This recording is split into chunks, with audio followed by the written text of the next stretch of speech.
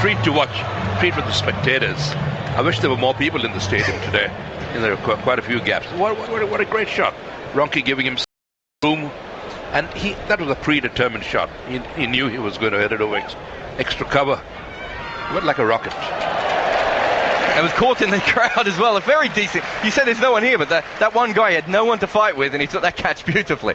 Cummins in again. This is length, and Ronchi's a bit looser this time. He flicks this away, maybe off the inside of the edge of the bat. They want to. Ronchi certainly wanted to. I agree with you. I think there was two, but Williamson has sent him back. Perhaps after he hit the beautiful shot over mid-off, and that shot was a bit looser through the leg side. Maybe Williamson is just playing the elder statesman a little bit. Cooling him down a bit. Yeah. That is the one thing. I've been a big fan of Ronchi for years. I remember when he first started playing for Western Australia, such a beautiful striker of the ball, but he does get overexcited.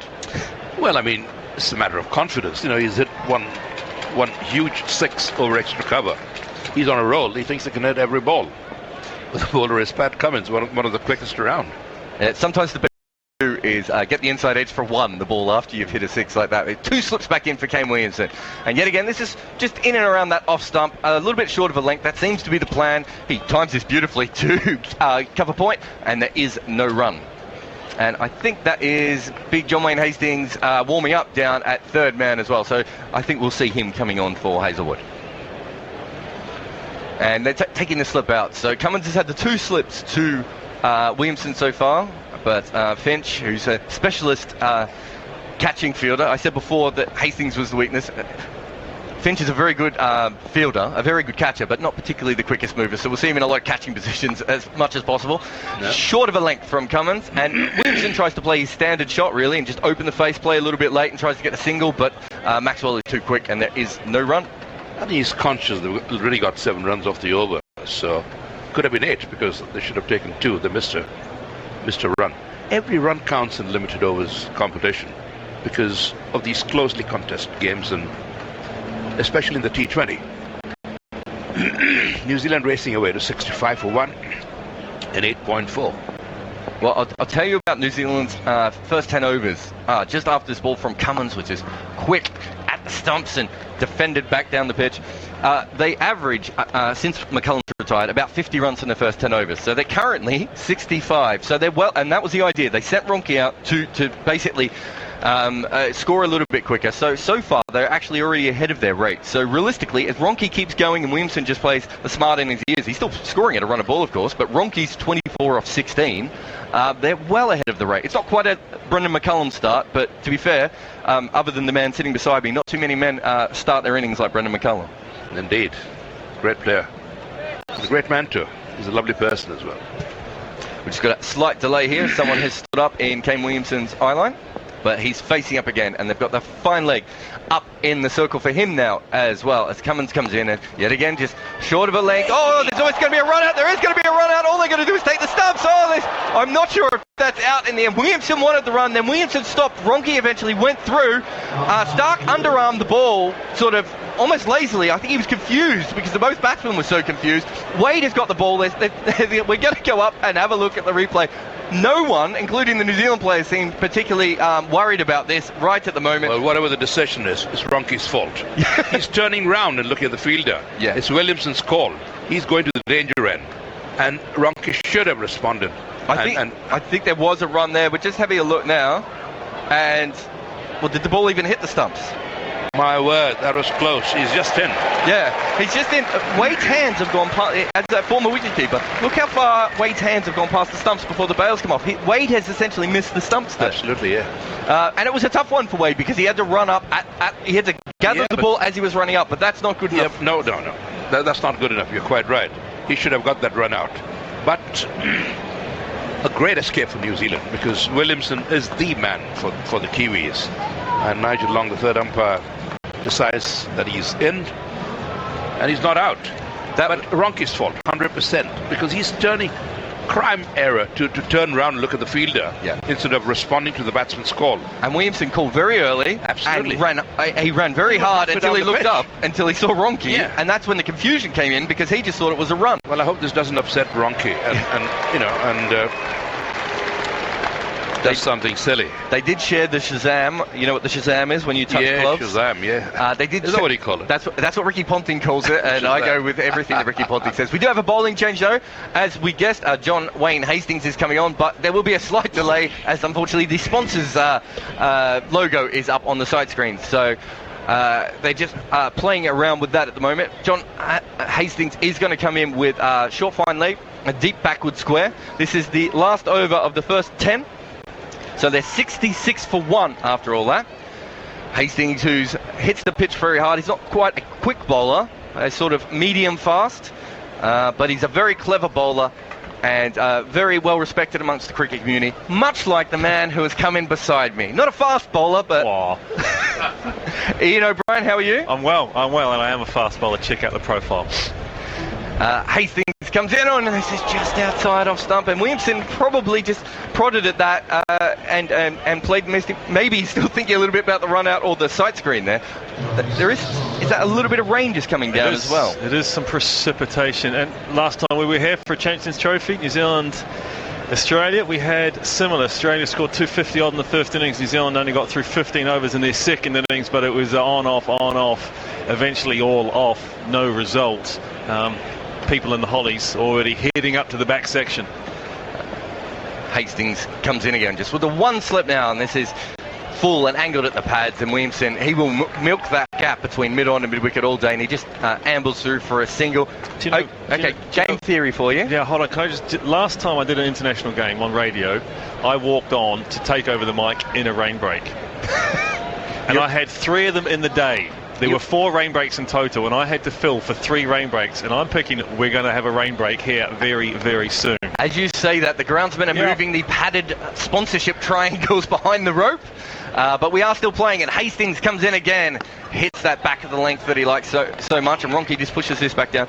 Last over of the power play, you've got Ronchi in, game theory. Do they try and go for this over, or do they play up for the rain now, just in case that they're about to come off? In fact, the umpires are meeting up. You're not even going to get to answer that, I don't think. No! And we're off. We are off. So tell me about your life, Tim. Well, bought a new car yesterday, Jared. Game theory, I think you sit on that one. If the covers hadn't have come on there, I think you sit in there and you save your wicket. You sit on 3 balls, you milk your runs. It's that hover cover noise that you can hear through the effects mic, which a lot of grounds have got. All but Lords now basically have hover covers, don't they? It's only Lords that doesn't have it, isn't it? No, they've got it. They've got a hovercraft. Got it. Who hasn't got a hovercraft now? I don't know. Who hasn't got a hovercraft? You're looking at me really aggressively, and I'm going to be honest with you, I'm just not the cover man. Score 67 for 1 after 9.3 overs. The rain is not very heavy. To be honest, the Australians are walking off. Even the New Zealanders didn't particularly hurry off. But the groundsmen are getting busy. But not even... I would say about 50% of the crowd have decided just to stay out there, although they are from Birmingham, so they are used to this.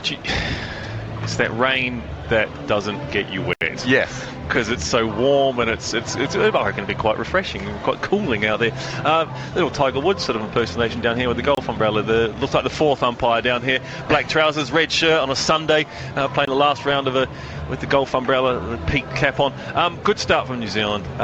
Really good start. Won the toss, which is a shock as it is in terms of stats, and I know you love your stats. Kane Williamson's tossing stats are horrific, worse than Brendan McCullum's, and his were really, really bad. So won the toss and chose to bat first for 2 reasons, and I spoke about it this earlier at the top of the show. I thought they want first go on the surface, and I thought they want first go in the weather, in that kind of humid weather that people talk about when swing happens. Yep. Does it? Yes, no. We'll talk about the science of swing and weather later. It's still a contentious issue, but it was kind of, you would presume that the ball was going to swing. If it was going to swing, they were the conditions. Number 2, this. You bat second, you give yourself every opportunity to know what your Duckworth-Lewis score is. You also get to pace your innings. By batting first in the rain, you can't pace your innings. It's very hard to know how hard to go because of how many overs you're going to end up facing, how many wickets you can gamble with. Yes, if they don't bat all the overs, they get additional runs added on through Duckworth-Lewis Stern method, but I thought they would have batted second. Yeah, a perfect example of that is just then. You've got Ronchi in. He's batting way better than a runner ball. He's just hit Pat Cummins over mid-off for 6 off a short ball. And instead of him just playing the game as he naturally does, he's got to think, do I really want to get, do I really want to nick off Hastings here and cause a problem just as we go off the ground? Because wickets are worth so much more Duckworth-Lewis. And I think as soon as it starts to rain, and I think we knew that they were going to come off, and we started talking about them coming off. And I think out there, when you know you're going to come off, you bat for when you're going to come off, if you know it's imminent, if that makes sense. Not like 20 minutes away. You bat as if you're going to come off, so you bat to be there when you come back out. And they had that taken away from them by the umpires calling that one. They don't normally call it midway through and over. The umpires normally do not call that midway through and over. So unusual, but I think the right thing was done. Still sitting on that Latham Ronchi decision, eh? That's what I want to talk to you about. Because this is where you have your rainfill column. Yeah, exactly. You have that rainfill. Things to talk about when it rains. So over the last 2 years, Latham has averaged 38 with a strike rate of roughly 84. I know this off the top of my head, which is very sick. Yeah, but I know it as well because I've done similar numbers. And so Ronchi's averaging 13 with a strike rate of 92. Is that right? That's in the last 2 years. Last 2 years. But that's also up and down the order as well. Of course. So he hasn't made a lot of runs, and he hasn't made them as fast as he would like to as well, Ronchi. So it is a massive call for them to basically get rid of someone like Latham that they know is going to provide sort of platform, because they've got Taylor, Guptill and Williamson, all of which who can bat very long, make very big scores in one-day cricket, and then also score very quickly at the end. Latham is a similar kind of player, although he may not score quite as quickly at the end as the other guys.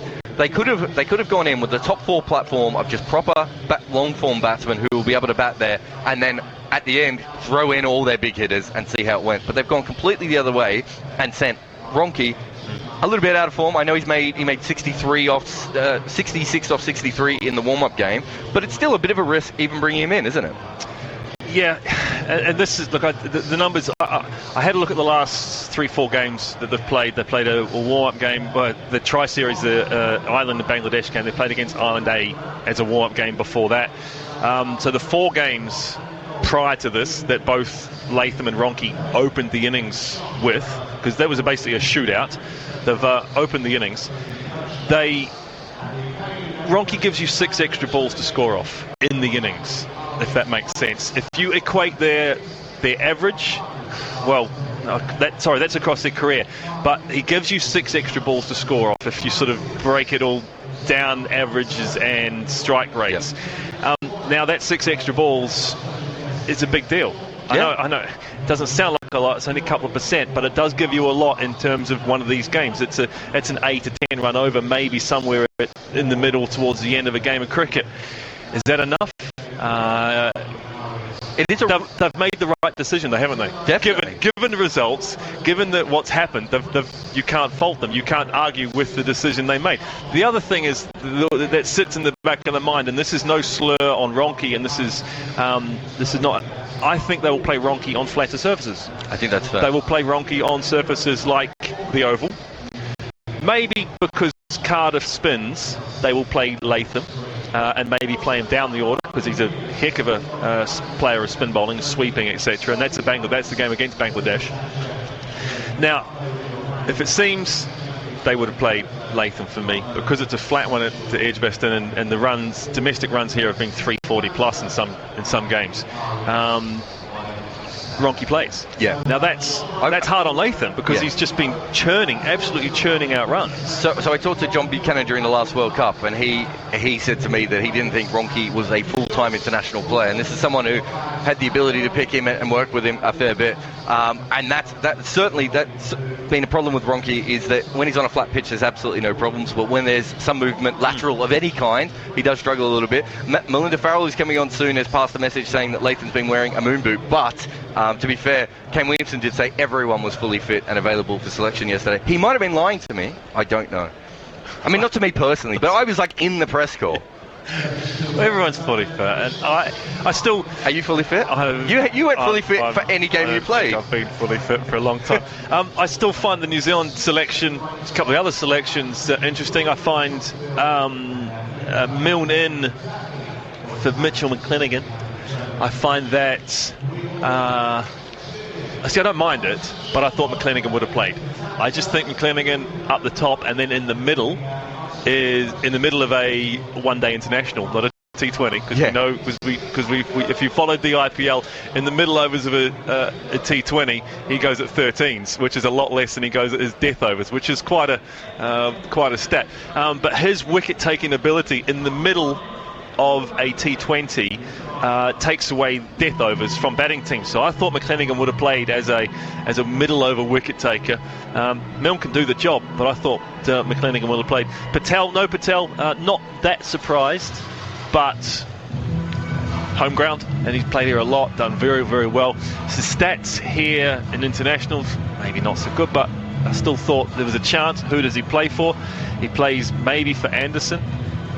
So there's still a few there. I was surprised to see Broom play. You could have maybe played Latham and Broom, but Broom, you've got stats on Broom. Broom's having a fantastic start of his career.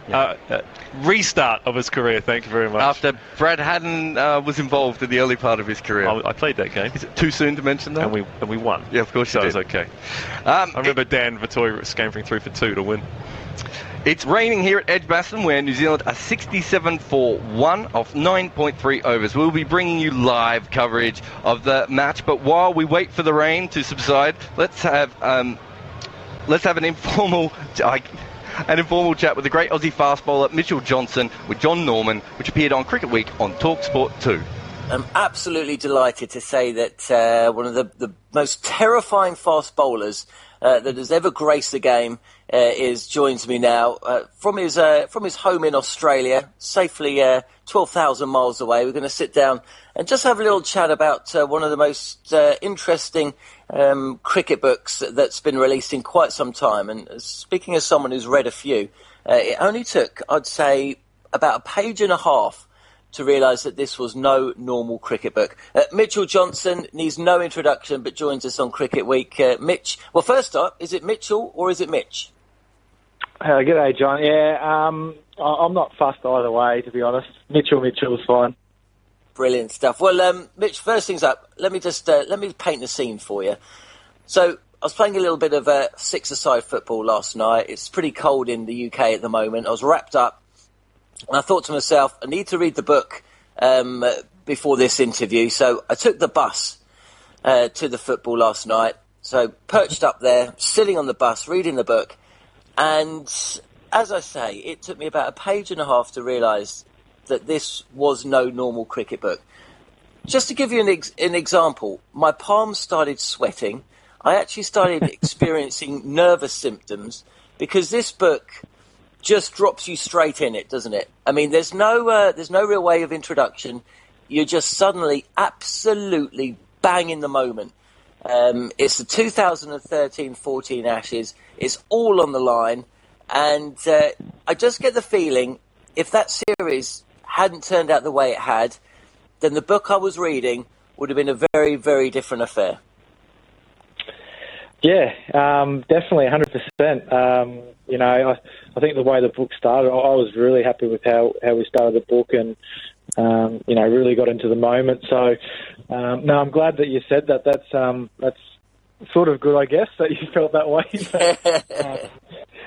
It definitely gets in the moment straight away and, getting, I guess, feeling the feelings I might have had at that time. And, it was a pretty big moment for me as well because, I'd just come back from injury and I was sort of, right down the pecking order of the bowlers. So, I had to work pretty hard to get back in and get back there and find my mojo. So, the first 3 overs definitely didn't go to plan. And I say in the book that, I bowled a pretty good bouncer, I thought, to Alistair Cook, and he pulled it for 4 in front of square legs. So that sort of made me think about what's going on here, and sort of a few flashbacks of last Ashes series and that. So once I got over that first 3 over spell and came back to bowl to Jonathan Trott, we had a pretty clear plan and got that first wicket, and that sort of got me going. Are you a live in the moment kind of guy? That kind of comes across from the book and maybe from the way your career went as well.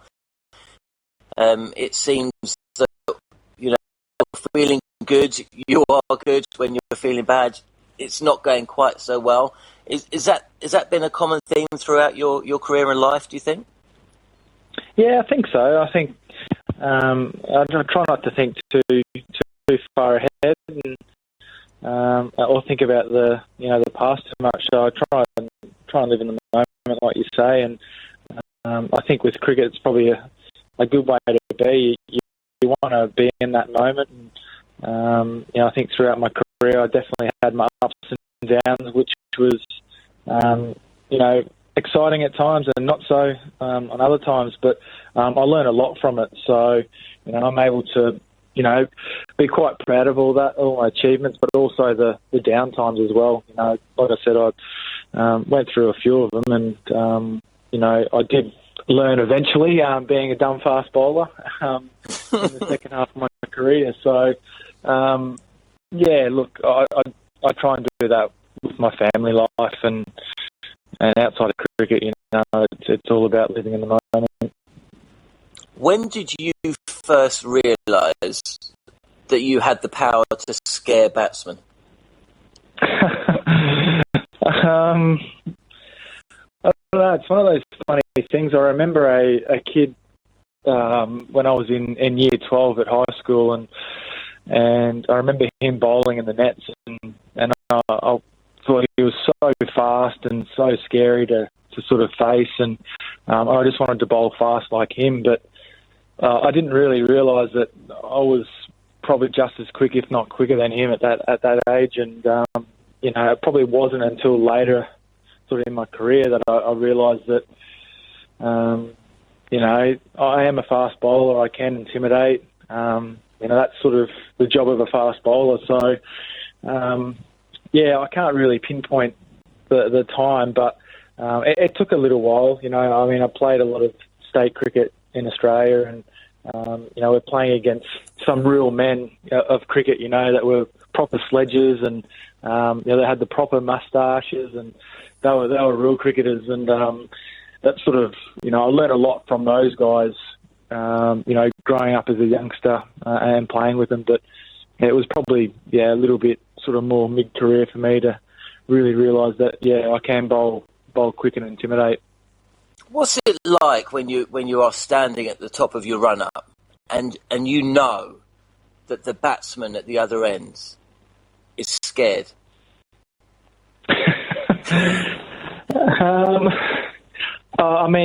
Generally the batsmen at the top of the order weren't. So, but there was times when you felt like you were on top of those guys. But that was very occasional. It was generally the tail that you could scare. But the problem with that is that you knew you were going to get it back as well. So, look, fortunate enough for me, I enjoyed my batting as well. So, through that Ashes series, we definitely made a ploy to go very hard at the tail. We knew that they could bat really low down. So, with Stuart Broad and Graham Swan there, we actually wanted to, try and intimidate a bit more and bowl a lot more bounces than we normally would. So, that was sort of a plan of ours, and it came off, and we continued that throughout sort of the rest of my career as well. Let me quote a little bit from the book, because you mentioned that your upbringing, and there's some fascinating insight at the start of the book about your upbringing and playing cricket in Townsville. And you say this: cricket in Townsville was pretty fiery. It was hard school, competitive, and much harder than the stuff that goes on in international cricket. I loved it. Now, why do you think that you excelled and you enjoyed and you loved that cricket so much, that brand of cricket so much, and yet with the international cricket, at times it seemed like it was quite the opposite from loving it? Yeah, I think there is a big difference. You're in the public eye at the international level, and your performances are watched, whereas that was you know, you're playing at the park with your mates and you go as hard as you want, and you know, the umpires sort of just let it go, and you weren't being, I didn't feel like you were being judged. So I think, you know, early on especially, you know, I probably didn't feel like, you know, I wasn't quite, well, I was fairly new as well, so I was only a young guy in the team and inexperienced, and so I was trying to find my feet, I guess. And once I, you know, got confidence and felt really good about my bowling and did it my way, then I think that sort of came out. All those times back in Townsville when I was playing, you know, A grade there, and you know, really getting into the competitiveness that it brought out of me in Townsville. That was Mitchell Johnson talking to John Norman on Cricket Week. It is still raining here at Edgbaston. It is slightly more now the rain that makes you wet. They're doing the best that they can, but the crowd is now completely undercover. New Zealand won the toss and they batted. They are 67 for 1 after 9.3 overs. And we're going to go back and continue the chat between John Norman and Mitchell Johnson. And Mitchell Johnson's going to talk about when he got burnt out during international cricket. Yeah, 100%. And even David Warner recently came out and said that there's a T20 tournament happening against Sri Lanka, I think, and the Test Tour team is in India playing. So, to me, there's a lot of cricket going on, and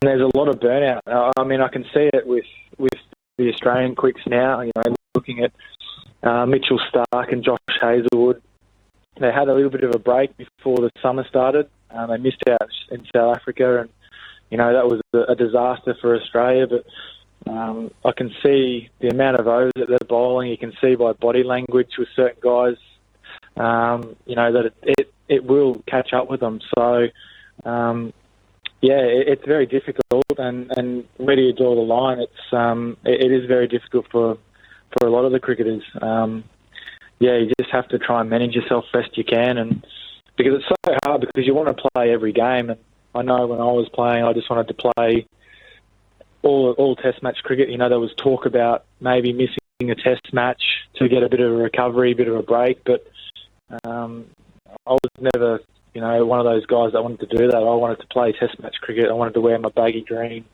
and you know, even if I was feeling a bit tired leading into the game, that didn't bother me. I knew I'd always get up because it was for my country. So it's very difficult. It's with 3 formats now. It makes it even harder.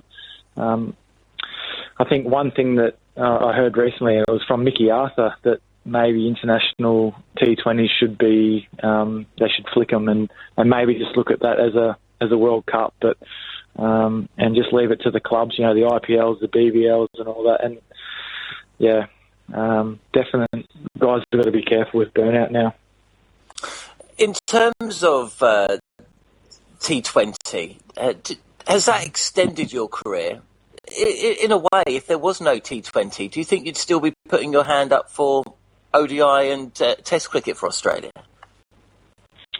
Well, when I was playing international cricket, I didn't like T20 cricket, to be honest. And yeah, I mean, it's taken me this actual time away from the game, and coming back, I've actually really enjoyed it, and it's definitely prolonging my career. It's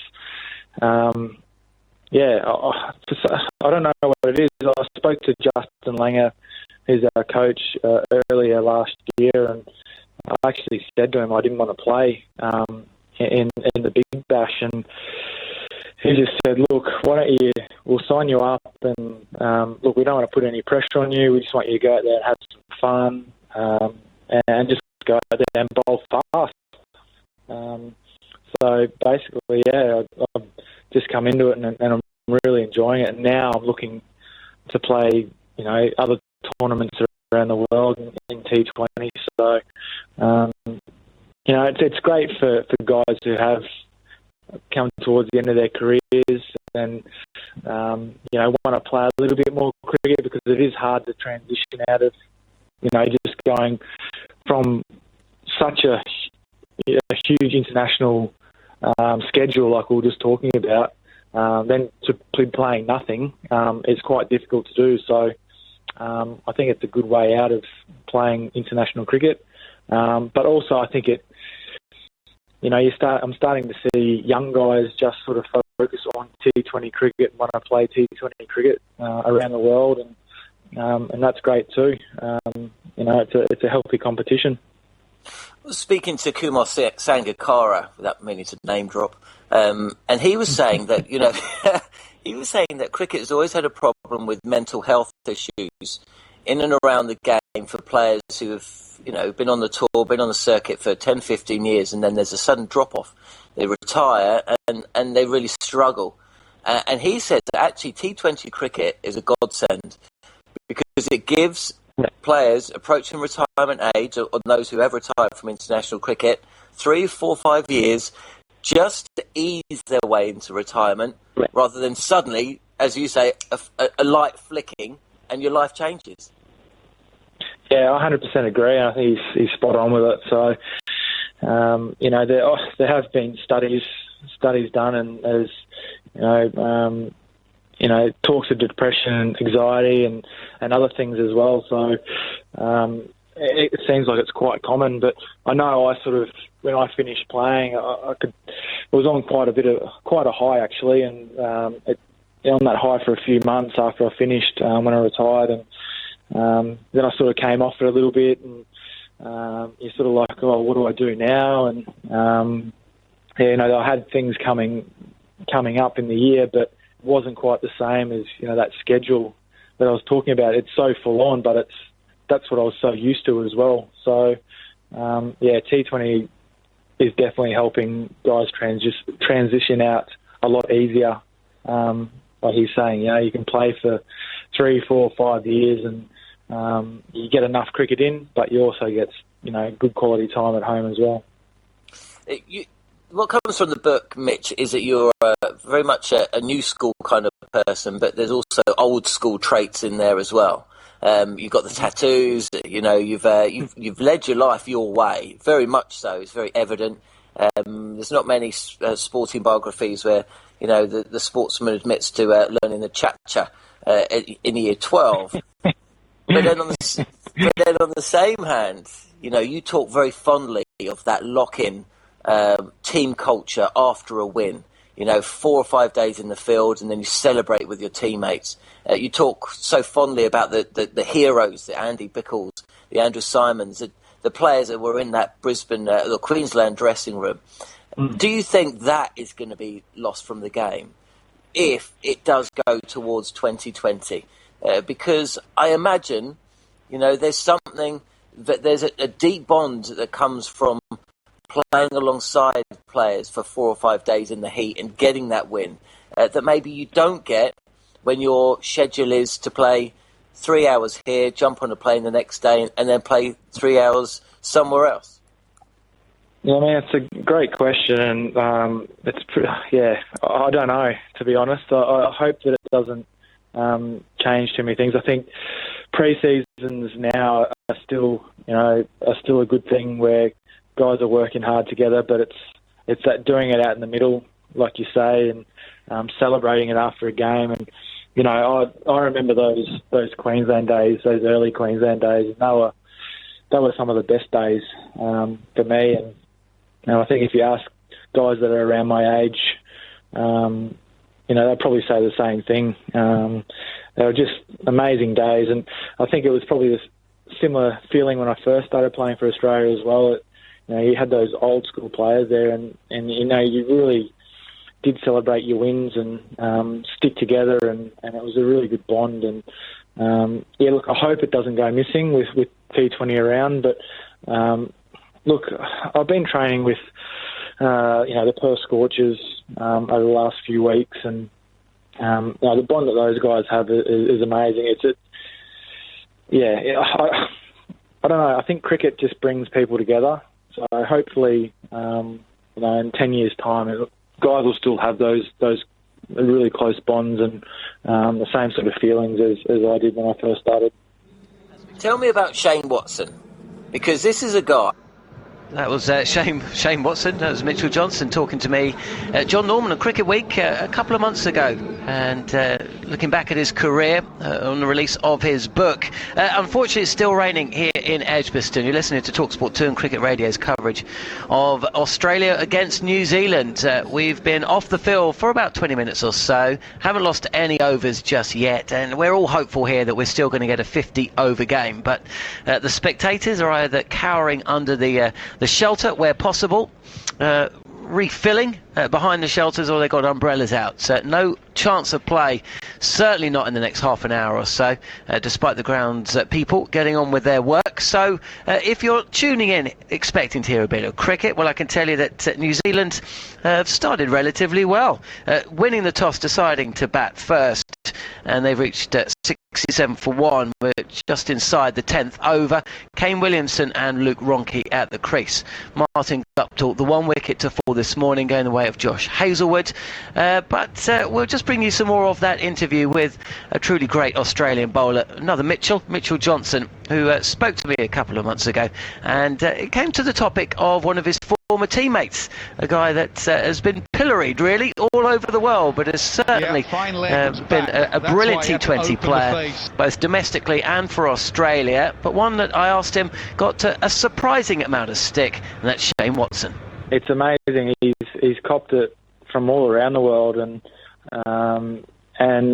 the only thing I think is look, the amount of injuries that he's had. Like, they're always talking about, he's always injured, this and that, but for someone to be injured